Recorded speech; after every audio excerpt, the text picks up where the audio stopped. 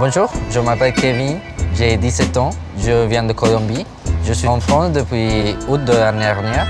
J'ai entendu parler des catacombes. C'est un lieu où on met des os. Je voudrais savoir à quoi ça sert, depuis quand ça existe et pourquoi on met des os.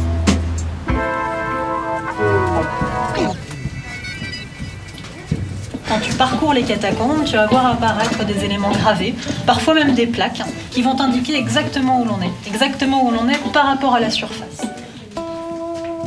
Dis-moi ce que tu vois ici. Arrête, c'est ici l'empire de la mort. On va voir ça de plus près. Oui. La mise en place de l'ossuaire, c'est pas faite comme ça du jour au lendemain. Le plus ancien des cimetières de Paris, c'est le cimetière des Saints-Innocents. Il a pratiquement 1100-1200 ans d'existence. On estime à peu près à 2 millions le nombre de Parisiens qui ont été enterrés aux Saints-Innocents. En 1780, il y a une fosse commune remplie d'ossements, remplie de corps en putréfaction, qui se déverse dans les caves d'un immeuble voisin. On décide d'organiser le transfert des ossements.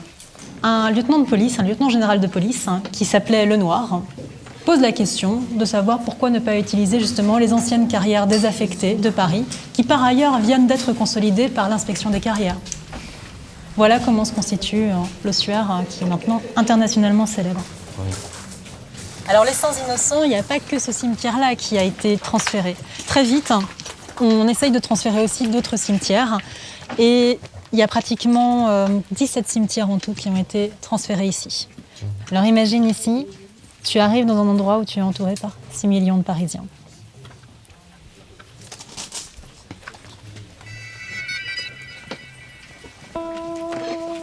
À sa première visite en 1809, Ricard de Thury, qui vient d'être nommé inspecteur des carrières, se rend compte que les ossements sont en vrac, ne sont pas correctement installés, correctement aménagés. Donc il décide de les agencer de manière un peu artistique. Et à partir de là, il fait carrément créer une espèce de musée de l'ossuaire, où on va avoir des citations de ce type un petit peu partout.